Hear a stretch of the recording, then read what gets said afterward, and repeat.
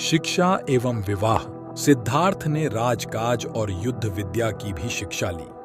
कुश्ती, घुड़दौड़, तीर कमान, रथ हाँकने में कोई उसकी बराबरी नहीं कर पाता।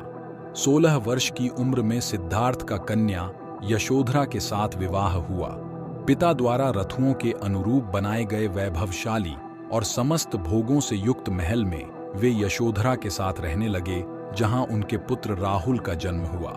लेकिन विवाह के बाद उनका मन वैराग्य में चला और सम्यक सुख शांति के लिए उन्होंने अपने परिवार का त्याग कर दिया। विरक्ति। राजा शुद्धोधन ने सिद्धार्थ के लिए भोग विलास का भरपूर प्रबंध कर दिया। 3 रथुओं के लायक 3 सुंदर महल बनवा दिए। वहां पर नाच गान और मनोरंजन की सारी सामग्री जुटा दी गई। दास दासी उसकी सेवा में रख दिए गए।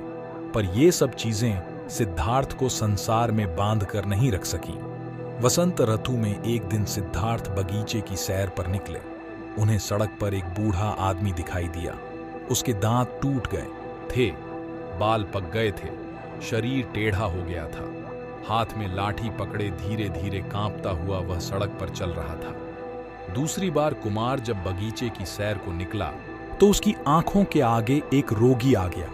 उसकी सांस तेजी से चल रही थी, कंधे ढीले पड़ गए थे, बाहें सूख गई थीं, पेट फूल गया था, चेहरा पीला पड़ गया था। दूसरे के सहारे वह बड़ी मुश्किल से चल पा रहा था। तीसरी बार सिद्धार्थ को एक अर्थी मिली। 4 आदमी उसे उठाकर लिए जा रहे थे। पीछे पीछे बहुत से लोग थे। कोई रो रहा था, कोई छाती पीट रहा था, कोई अपने बाल नोच रहा था। इन दृश्यों ने सिद्धार्थ को बहुत विचलित किया।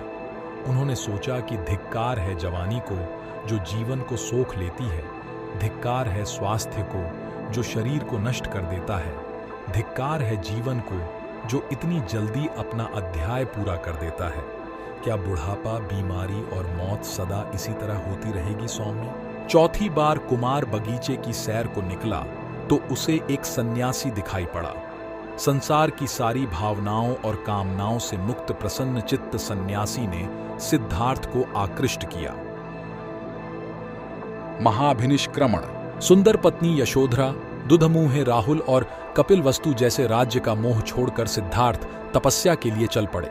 वह राजगृह पहुंचे, वहां भिक्षा मांगी। सिद्धार्थ घूमते घूमते आलार कालाम और उद्दक रामपुत्र के पास पहुंचे। उनसे योग साधना सीखी, समाधि लगाना सीखा, पर उससे उसे संतोष नहीं हुआ। वह उरुवेला पहुंचे और वहां पर तरह तरह से तपस्या करने लगे। सिद्धार्थ ने पहले तो केवल तिल चावल खाकर तपस्या शुरू की, बाद में कोई भी आहार लेना बंद कर दिया। शरीर सूख कर कांटा हो गया। 6 साल बीत गए तपस्या करते हुए। सिद्धार्थ की तपस्या सफल नहीं हुई।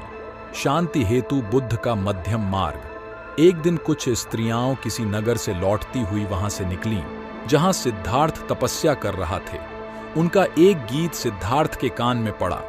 वीणा के तारों को ढीला मत छोड़ दो। ढीला छोड़ देने से उनका सुरीला स्वर नहीं निकलेगा, पर तारों को इतना कसो भी मत कि वे टूट जाएं। बात सिद्धार्थ को जंच गई।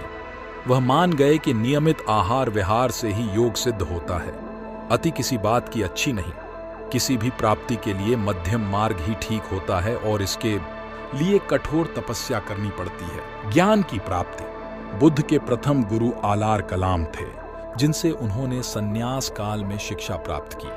35 वर्ष की आयु में वैशाखी पूर्णिमा के दिन सिद्धार्थ पीपल वृक्ष के नीचे ध्यानस्थ थे। बुद्ध ने बोधगया में निरंजना नदी के तट पर कठोर तपस्या की तथा सुजाता नामक लड़की के हाथों खीर खाकर उपवास तोड़ा। समीपवर्ती गांव की एक स्त्री सुजाता को पुत्र हुआ। वह बेटे के लिए एक पीपल वृक्ष से मन्नत पूरी करने के लिए सोने के थाल में गाय के दूध की खीर भरकर पहुंची। सिद्धार्थ वहां बैठा ध्यान कर रहा था। उसे लगा कि वृक्ष देवता ही मानो पूजा लेने के लिए शरीर धर कर बैठे हैं। सुजाता ने बड़े आदर से सिद्धार्थ को खीर भेंट की और कहा, जैसे मेरी मनोकामना पूरी हुई उसी तरह आपकी भी हो। उसी रात को ध्यान लगाने पर सिद्धार्थ की साधना सफल हुई। उसे सच्चा बोध हुआ। तभी से सिद्धार्थ बुद्ध कहलाए। जिस पीपल वृक्ष के नीचे सिद्धार्थ को बोध मिला वह बोधि वृक्ष कहलाया और गया का समीपवर्ती वह स्थान बोध गया